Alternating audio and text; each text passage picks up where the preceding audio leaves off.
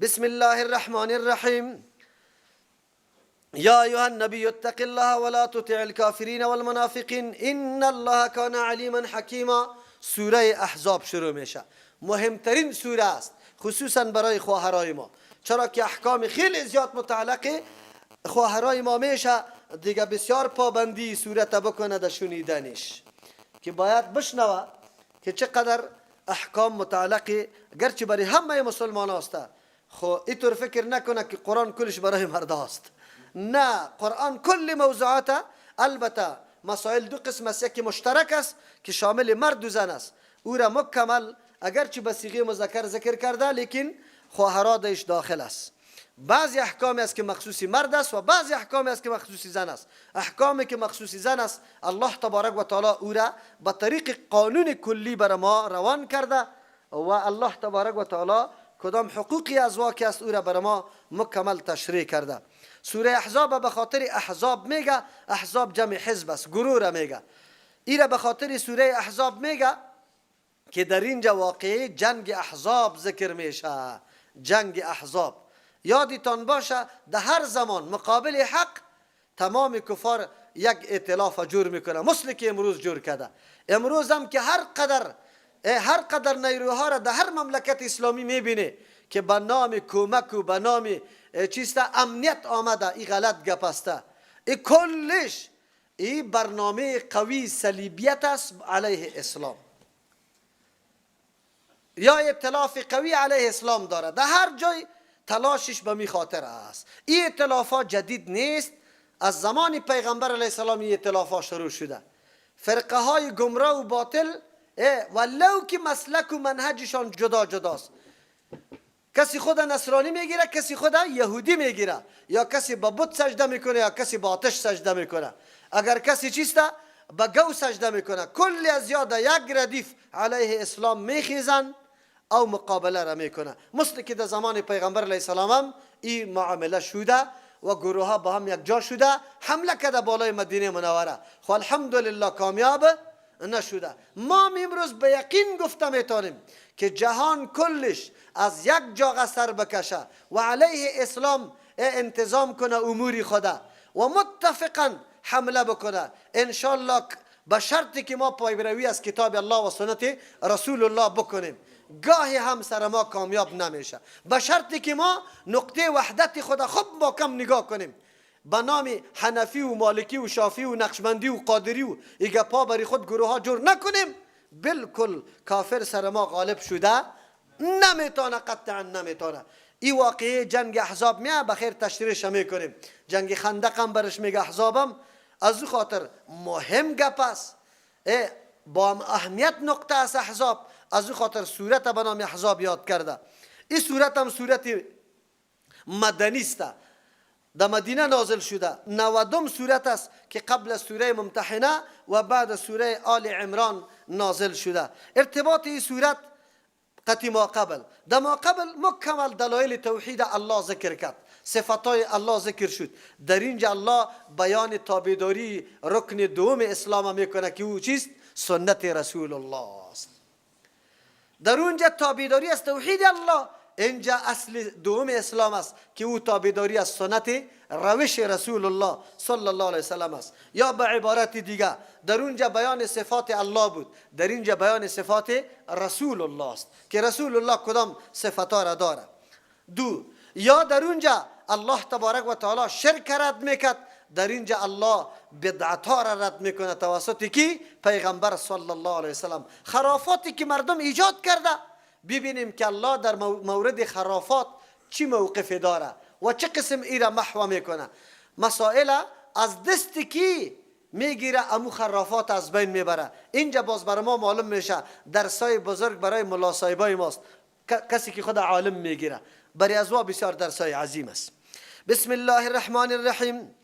در اولی صورت الله تبارک و تعالی ترغیب میده مؤمنا را. پیغمبر صلی الله علیه وسلم پیغمبر منهجش مقرر میکنه که کدام راه را در پیش بگیره. چرا؟ اصل انتخاب راه از طرف رهبر میشه. رهبر باید چی بکنه؟ قطعی مردم صلح بکنه. چطور بکنه؟ یا ایها النبی، ای پیغمبر علیه السلام، یا ایها النبی، ای پیغمبر علیه السلام.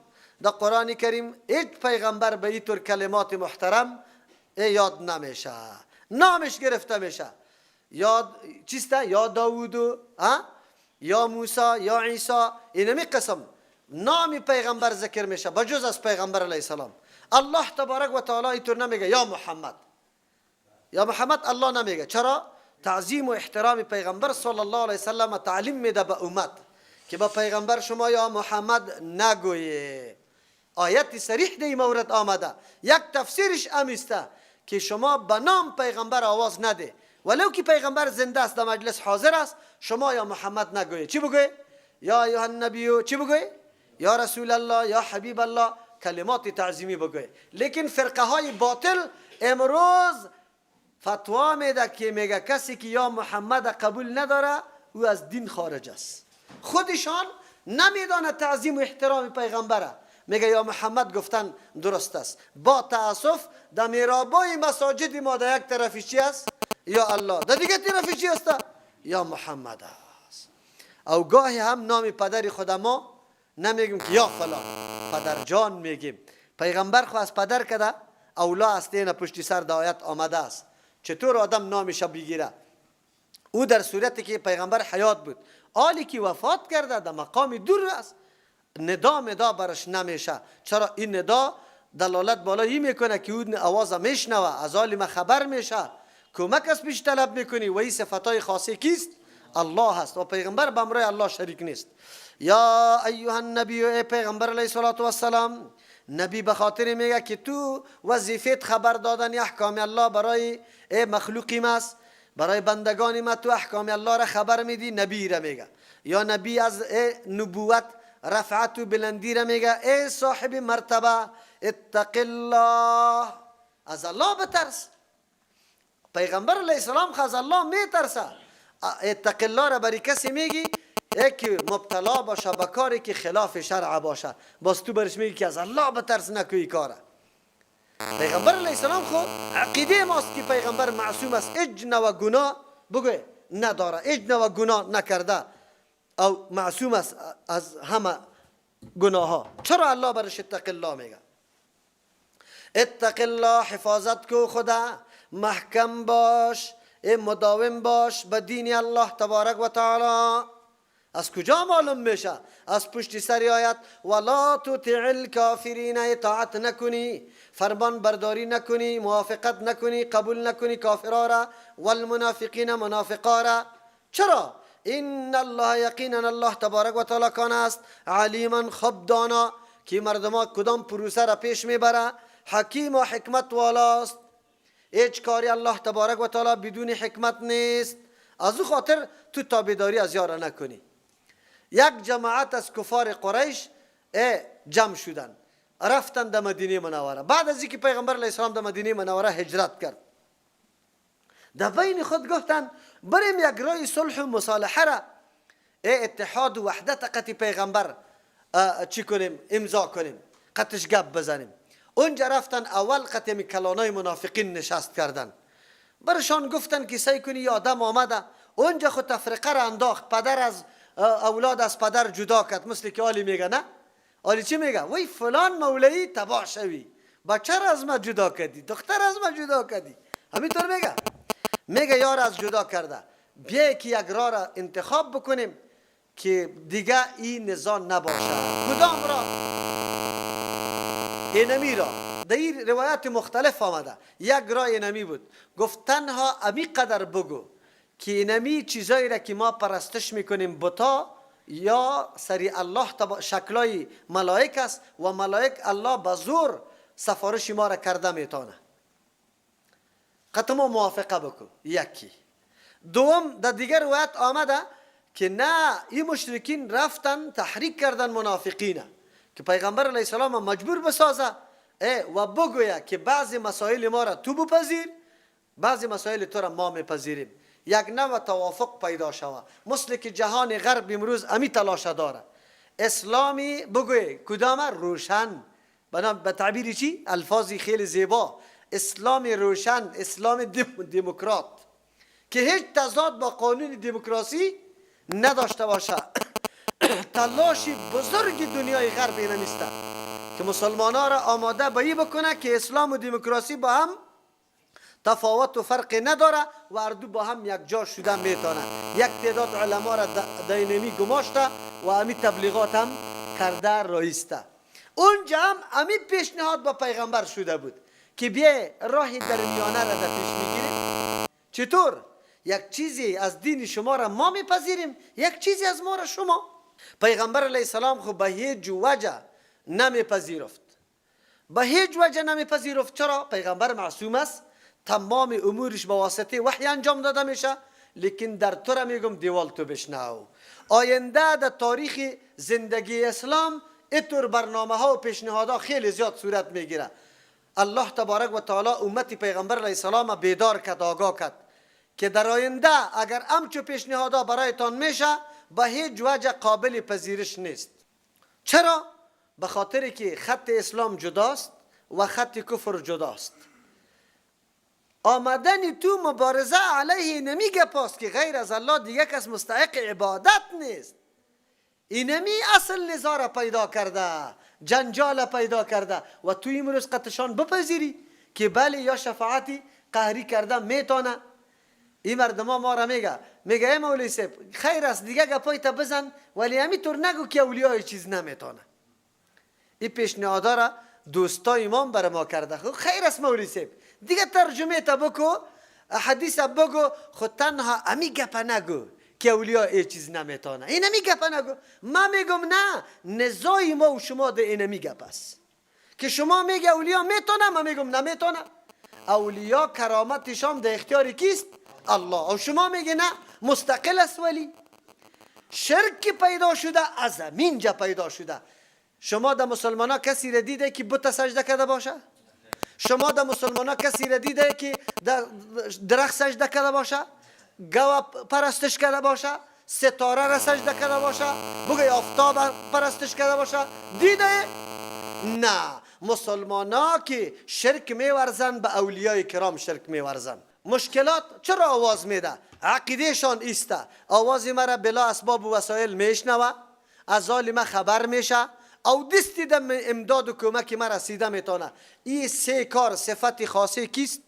بلا اسباب و وسیله الله هست، کسی دیگر نمیتونه. این مردم میگه میتونه، این مردم میگه میتونه. اولاد سیاسر نشده زیارت به زیارت گشته رایسته. چی عقیده داره؟ بگوی که اولاد داده میتونه.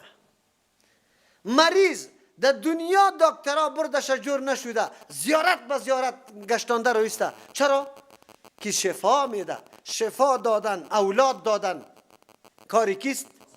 الله تبارک و تعالی است.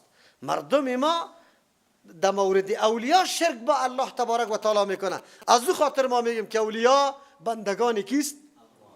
عاجز به کیست؟ محتاج به کیست؟ بله کسی که پابندی دین الله را مکمل بکنه الله برش کرامت و عزت نصیب میکنه. از امو آدم الله اینطور یک عمل جاری کنه که دیگه کسا جاری شدن او عمل از قدرتشان نیسته. اگرچه ای خود نکرده کی جاری کرده؟ الله تبارک و تعالی جاری کرده. دا او عمل ولی مستقل نیسته که اختیار داشته باشه و دائما امو کاره بگه کرده بتانه قطعا نه. بله ای را ولی میگه. خب با تاسف امروز ولی حقیقی هم وجود نداره که ولی کی است کس نمیشناسه. خود هر جای که گنبت دید در او قبر که نعوذ بالله اگر کسی کلیغ مرکب هم گور کرده باشه او چی است؟ بگه او را به نام ولی خطاب میکنه یا نمیکنه؟ میکنه. ما میگیم مبارزه و نزاع ما ده نمیگه پاست. قرآن که چیزی میگه این را ما بیان میکنیم، شما نکنی گپه. البته تنقیص توهین ولی را قطعا نمیکنیم، چشم ما کور نمیشه. ولی را بی احترامی کردن جنگ با کیست؟ با الله. جنگ با الله هست. خب میگیم اول ولی را بشناسیم که ولی کی را میگه، اولی چه قدر قیمت داره، او کرامت ولی چی را میگه. آیا اولیاء کرامت خوش داره یا نداره؟ اوی که پابند دین الله است هیچ کدامش خوش نداره که ادناترین امر خارق العاده از دستش سر بزنه. به خاطر کی؟ واخو اما کار عبادت برای رضای کی کرده؟ برای از این نکرده که مردم را مدح بکنه یا قبرش محل حوایج، درگاه حوایج جور کنه. ان شاء الله در روز قیامت امی بزرگای دین در اونجا در میدان استاد میشه و اعلان میکنه که الله ما یار امر نه کرده بودیم، بلکه ما علیه اینمی امر می جنگیدیم. خوی مردم بود که سر ما گنبدای قوی قوی را جور کرد. گنبدای قوی قوی را جور کرده مردم بود. از امو خاطر گپ دهی آمد که الله تبارک و تعالی پیغمبر میگه اتق الله، خو لیکن ما را آگاه میکنه که آینده در امت همچو پیشنهادا از طرف کفر پیش میشه، خو شما قطعی از ما موافقت نکنید. اتق الله چی مانا؟ دینتان محکم بگیره، محکم سری همی قانونتان باشه. ولا تطع الکافرین، به هیچ وجه در هیچ پرزیدین در هیچ شعبی دین تابعداری کفار نکنه. والمنافقین، از منافقین هم نکنه. قرآن چقدر رسا بیان داره.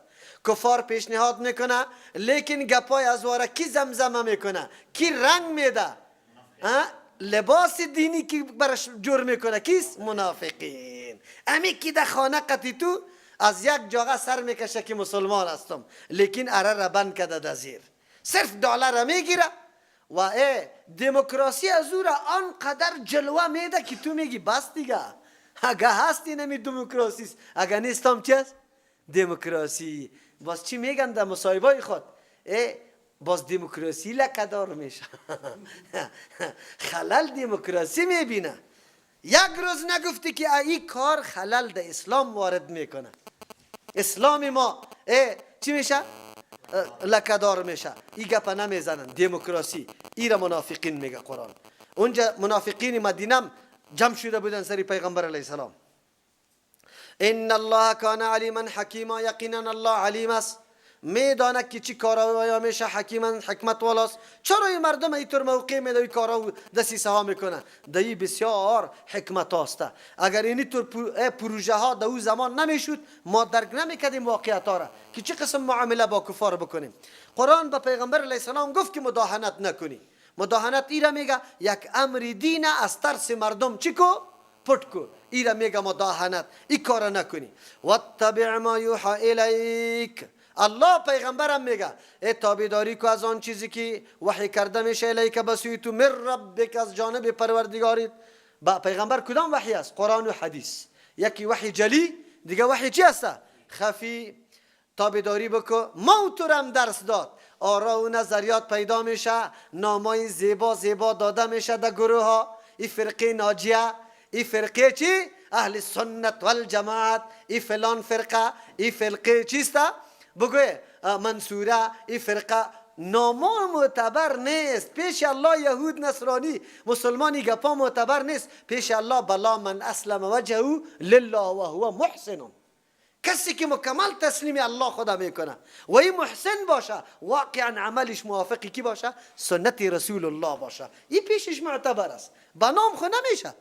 قرآن بر ما میگه فرقه ها زیاد پیدا میشه، خود شما تابعداری دو چیزه بکنی. واتبع، تابعداری بکو. اینجا گفته که تقلید بکو؟ گفته واتبع. تابعداری چی را میگه؟ عالمی که دلیل از کتاب الله و سنت رسول الله پیش میکنه، تو قول از او را قبول میکنی، اینی را به نام چی یاد میکنه؟ اتباع. چرا گپ یا علمه به این خاطر قبول کرده که دلیل از کجا برات پیش کرده؟ کتاب الله و سنت رسول الله. این میره برات پیش کرده، از او خاطر گپیش قبول داری. این را تقلید نمیگه، به دلیل قبول کرده یا با دلیل؟ با دلیل قبول کرده، این را اتباع میگه. ان الله، یقینا الله تبارک و تعالی کان است بما تعملون، با آن چیزی که شما انجام میدی خبیرا، خبردار است که چی کارا میکنی. خب الله خبر داره که دینی خدا محکم گرفته، پشت بلدینگ موتر کشوفش و چوکی نمیگرده و کی کلی گپا را فراموش کرده. دختری خدا در یک دفتر رای میکنه، خودش در دفتری دیگه فخر و نازم میکنه. نه نماز است، نه روزه است، شراب است، کباب است، مدح از دموکراسی، مدح از چیسته؟ از مؤسسات است، خیر و خلاص. اینی کارا را میکنه. الله خبر داره، الله خبر داره مکمل. نگویی که روز فرا میرسه. و توکل علی الله، حالتی است اقتصاد ضعیف، خودت مهاجر در ملک مردم، طرفدارم کم، او این طرف منافقین هم اینجا باشه، از او طرف نیروهای کافر هم سرت بیا، چی میکنی؟ کدام طرف میری؟ مقابله را با جز از ایمان قوی مستحکم، کسی که واقعا الله را شناخته باشه، دیگه کسی تو مقابله را نمیتونه. نمیتونه. اوی که الله را میشناسه، عقیدش خوب محکم شده، او باز میدانه که یک نفر هم است، دنیا یک طرف است، خو ابراهیم خلیل الله دیگه طرف است. ابراهیم خلیل الله غالب میشه. و توکل علی الله، در همچون موارد اعتماد سری کی شو؟ بس نگو که اسبابم کم است، رفیقایم کم است، وی مرکز ندارم. نه، اعتماد سری الله بکو. بس اعتماد سری الله بکو. ان شاء الله الله اینطور کامیابت کنه که هیچ پرسان نکو. اگر به این سعی کنی نه ولی وقتش نیست، ملا سیبایی ما چی بگم؟ ولی وقتش نیست، والا مردم نمیفهمن. فهمیدن این مردم در دستی توست جناب. تو مسئله را برش بیان کن که مردم بفهمه و بعد از او از تو پشتیبانی کنه، از تو دفاع بکنه. تو مردم نفهمانده ای دیگه از کجا یا بدانن؟ نه وقتش نیست. خوکو خیر، وقتش نیست. و کفا بالله وکیلا، کافی است الله تبارک و تعالی وکیلا از روی ذمه‌واری، از روی کارسازی. چرا؟ تمام امور چی میکنه؟ الله تبارک و تعالی تدابیرش میکنه. عالی. ما جعل الله لرجل من قلبین فی جوفی، نگردانید الله تبارک و تعالی برای یک شخص دو دل در سینه‌اش، دو دل در سینه‌اش نگردانیده. سه رسوم جاهلیت یا سخنای جاهلیت الله تبارک و تعالی باطل میکنه، محو میکنه. او کدام است؟ یک گپشان است. چی مانا؟ ای بدبختا شما آمده در این جلسه با پیغمبر علیه السلام میگه که لااقل امی اعتراف بکو که بتا این ما شفاعتش به نزد الله تبارک و تعالی قابل قبول است. این امکان داره؟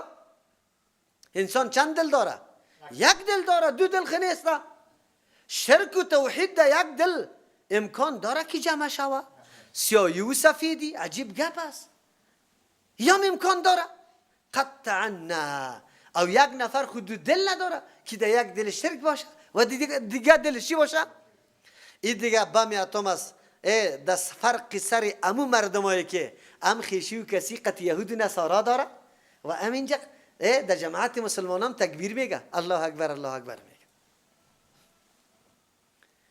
دو دل خو نداری جناب که یکیش از یهود و نصارا باشه که از اسلام باشه، یا مسلمان باشی یا دوستداری امو، خوشداری امو، به دین و دیانت امو باشی. دو دل نیست. این را یاد داشته باشی، هیچ امکان نداره. بعضی مفسرین میگه این یک گپ عقلی بود، در او زمان مشهور بود که هر کس خیلی هوشیار می بود میگه فلانی دو دل داره. الله میگه این را همون تو رد کرد. نه جناب، الله این را به این خاطر آورده که دو دل نیست که دو نظریه دایش جا بجا شوه. یکی عقیده شرکی، دیگه عقیده توحید. یک دل هر انسان داره، در یک دل یا توحید است یا شرک است. هر دویش یک جا شده بگوی نمیتونه. اگر مومن توحید بود شرک نیست، اگر شرک بود توحید وجود نداره. هر دو ضد این است، شده نمیتونه. از او خاطر الله رد کرد که تلاشای مشرکین مکه و منافقین بالکل بیجاست، بالکل برباد است. چرا؟ هیچ امکان نداره که هر دو نظریه مزدوج شود در یک قلب بگوی قرار بگیره. گاهی همینطور شده نمیتونه. دو عقاید متضاد شده نمیتونه.